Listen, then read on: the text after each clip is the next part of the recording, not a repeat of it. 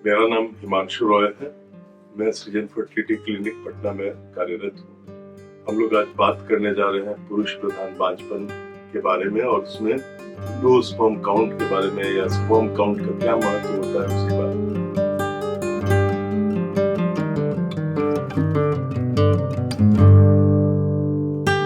दोस्तों, हम लोग जब भी फर्टिलिटी का ट्रीटमेंट करते हैं किसी कपल का, तो उसमें सबसे पहले हम लोग पुरुष की सीमेन की टेस्ट करते हैं या उसके वीर्य की जांच करते हैं। ये इसलिए किया जाता है कि बच्चा, तो आप जानते हैं कि एग से जो फर्टिलाइज होता है स्पर्म से, तो दोनों से आधा आधा उसमें अनुवांशिक जो पार्ट रहता है, जीन्स जो रहता है, दोनों से आधे आधे जीन्स आते हैं और वो बच्चा बनता है। तो औरत में जांच करने के लिए बहुत सारी चीजें होती हैं। अल्ट्रासाउंड है, एक्सरे है, हार्मोनल टेस्ट है, और कि उसका फर्टिलिटी कैसा है ये जानने के लिए।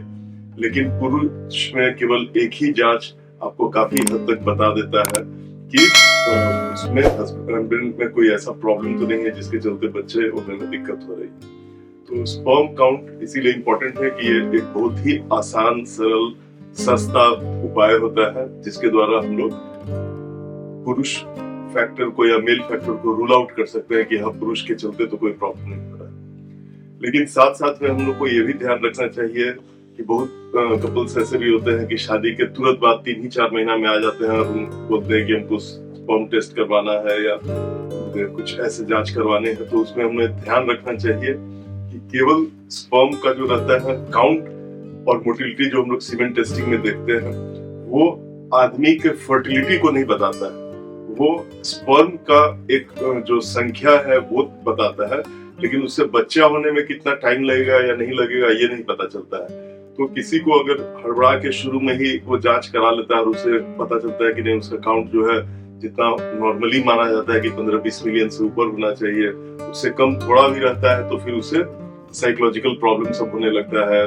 उसको इरेक्टाइल डिसफंक्शन होने लगता है कि मेरे में स्पर्म की कमी है, और वो उल्टे सीधे इलाज में फंस जाता है।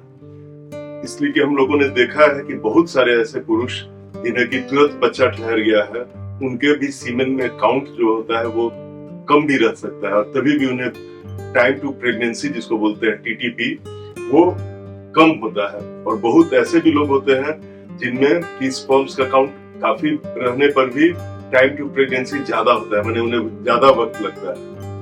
तो सीमेन का जो काउंट और मोटिलिटी जो होता है वो अपने आप में 100% नहीं बता सकता है फर्टिलिटी के बारे में, या इलाज के दौरान भी काउंट अगर बढ़ रहा है या थोड़ा घट रहा है या मोटिलिटी थोड़ा घट रहा है या बढ़ रहा है, तो वो टोटली आपके फर्टिलिटी पोटेंशियल को नहीं बताता है, बस एक हम लोग को मोटे तौर से अंदाज दे सकता है। लेकिन साथ ही साथ अगर मान लीजिए स्पर्म काउंट बिल्कुल 0, तो हम लोग जरूर जान सकते हैं कि हाँ, इस पुरुष में वो प्रेगनेंसी नॉर्मली होने का कोई चांसेस नहीं है। और उसे दवा देने से अगर नहीं फायदा होता है तो तरह तरह के भिन्न प्रकार के ट्रीटमेंट्स होते हैं जिसको आर्टिफिशियल रिप्रोडक्टिव टेक्निक या ART ट्रीटमेंट बोलते हैं, वो अपनाना पड़ता है, जिसमें ICSI या टेसा इस तरह के ट्रीटमेंट्स होते हैं।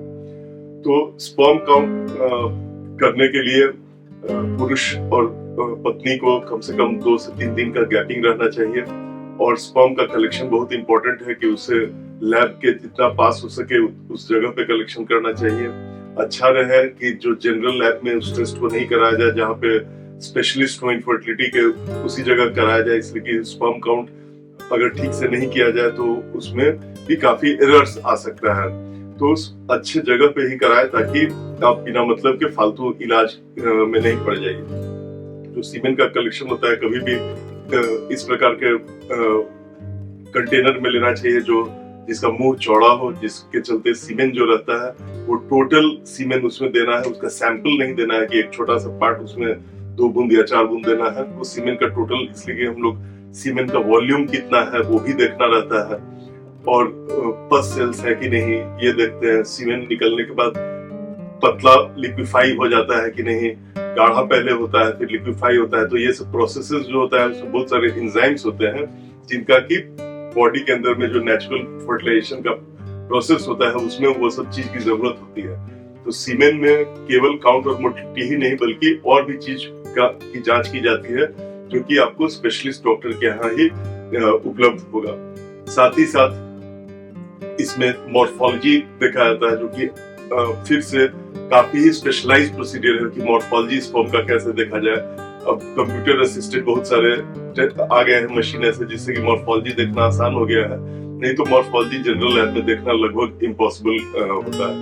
तो दोस्तों, स्पर्म काउंट का महत्व है, लेकिन केवल वही अंत नहीं होता है फर्टिलिटी, मेल के फर्टिलिटी को बताने के लिए, इसलिए it should be taken with a pinch of salt. मैंने ऐसा नहीं है कि कम आ गया तो आप तुरंत घबरा जाइए, या ज्यादा आया तो एकदम 100% आप निश्चित हो जाइए कि नहीं, मेल में कोई प्रॉब्लम नहीं है। ठीक काउंट होने पे भी हो सकता है कि उसमें निषेचन करने का या फर्टिलाइजेशन करने का पोटेंशियल उतना अच्छा नहीं हो, जिससे कि हम लोग अपने जो नॉर्मल जो सीमेन टेस्ट होता है उससे नहीं देख सकते। धन्यवाद।